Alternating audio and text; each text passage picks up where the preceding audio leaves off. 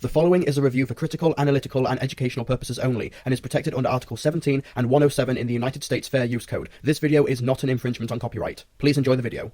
Those who regularly follow me on Facebook and Twitter know that Pixar's Monsters University is my favourite animated movie of 2013, and that seems to baffle many people. Critically, Monsters University has been moderately well received by critics, and it seems to be more highly regarded than the noble misfire that was Brave last year, or the cash-in Cars 2 the year before, but some people consider it to be a weak animated movie, especially by Pixar standards. I disagree. In fact, I think Monsters University is an incredibly smart movie, and all it takes is a surface level reading to understand why the movie is also incredibly brave. Don't misunderstand me, however, the film does suffer from a few problems, mainly due to the fact that it's a prequel and it feels the need to have forced callbacks to the first movie, and many characters who were legitimately entertaining in this movie and have become best friends with Mike and Sully are never seen or heard from again in their adult lives. Also, some of the jokes seem a bit forced. I'm a dance major! And I'm not. 5, 6, 7, 8, 2, 7, 8, turn! And turn! Why didn't you turn? Because we never agreed to do this. You said this was gonna be cool! No one said this was gonna be cool. Now I'm embarrassed. Now you're embarrassed. Yes, because it's in front of people! You should wake up embarrassed. Yeah, not a fan of some of this movie's humour, but there is a lot to like about Monsters University, but for my money, the most admirable thing about it is how it uses the fact that it's a prequel to draw you into the story and ultimately get across its moral. But in order to discuss the moral of Monsters University, you have to talk about the ending, so as a result, for those who haven't seen Monsters University, I encourage you to watch the movie first, then come back later, but for those who have seen the movie or just don't care about spoilers, then watch on. Okay, so Monsters University is set a couple of decades before Monsters Inc., which shows Mike Wazowski and James Sullivan meeting and becoming friends. The first way Monsters University plays with our expectations of these characters is how in Monsters Inc. Sully was the kind-hearted innocent with Mike being the unlikable schemer, whereas in Monsters University, Mike is the kind-hearted innocent with Sully coasting through life through his family name and imposing physique. You see, it's Mike's dream to be a scarer. He has read every book about scaring ever written, he's aced every written exam, and on the scaring program, no one is more dedicated to scaring than him. But he's not scary. I mean, look at him. Just look at him. He's adorable. But that's not going to stop him. In fact, people doubting him has made him all the more determined. Come on, guys, I want to see. Out of the way, Wazowski. You don't belong on a scare floor. But this still hasn't put him off. In fact, he is so confident in his abilities, and he is so determined to prove himself to everyone, that when he is kicked out of the scare program, he risks his education on a wager with the headmistress. If he can win the annual scare games, he gets back on the scare program, but if he loses, he must leave Monsters University.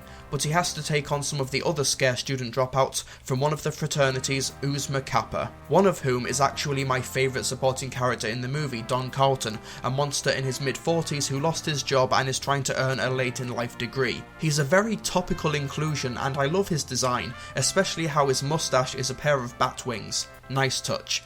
But anyway, Mike uses everything he's learnt to teach the members of Uzma Kappa, including Sully, how to become effective scarers, and how they can use their unique abilities in order to advance in the scare games. They make it to the finals against the most popular fraternity on campus, the Omega Raws, and everyone in Uzma Kappa performs admirably, but it's up to Mike in the final moments of the games. He needs a record-breaking scare in order to win. He thinks about everyone who has taunted him his entire life, as well as Sully's advice to dig deep, and then...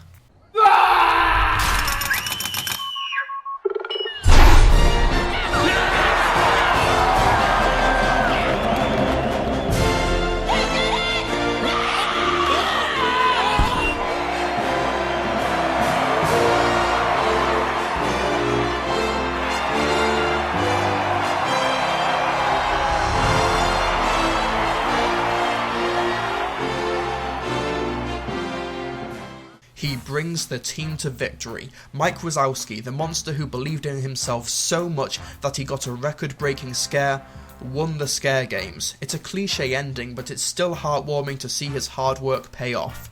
But the movie is a lot smarter than that, and thankfully this is not where the movie ends, as viewers of Monsters Inc. are probably thinking, well, if he's won the scare games, why is he not a scarer in the future? What happened?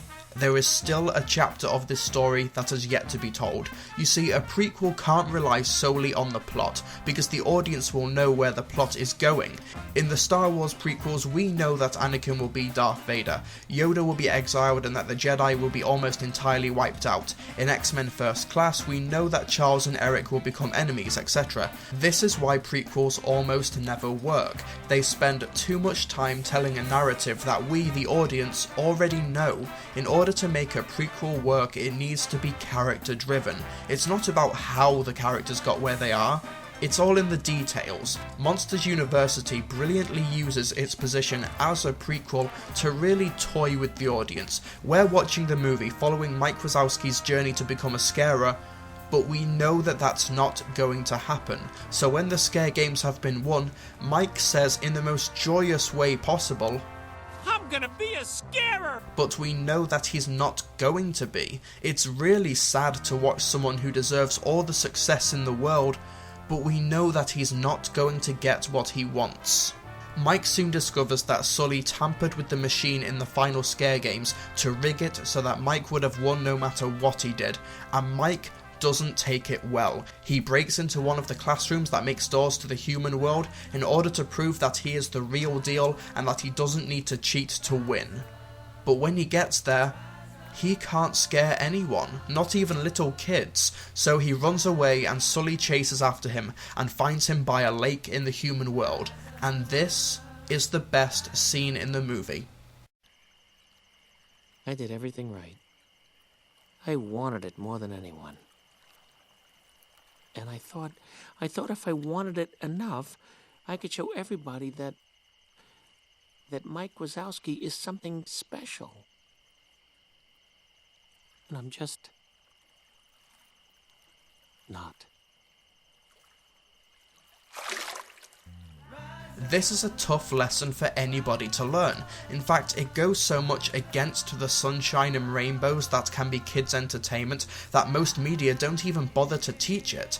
But it's a simple fact of life. Just because you want something really badly, and just because you work harder than anyone, doesn't mean you'll succeed. Let me level with you, I saw this movie the day after I graduated from university. Literally, one day after graduating, so maybe that's why this movie worked so well for me. But during my time in education, I've seen people do the bare minimum and not work very hard and get top grades. I've seen people start their work the night before, hand it in the next morning and get top marks. Whereas sometimes I worked day and night for weeks or months on end on some subjects and barely got passing grades. That's a fact of life, and for a movie to deliver such an impactful contrast by having Mike's crowning moment 1 minute and the lowest point in his life the next, it's brilliant subversive storytelling. In a sense, this story was not going to end the way that Mike wanted it to, but that doesn't mean that it's not a happy ending. Mike, I don't know a single scarer who can do what you do.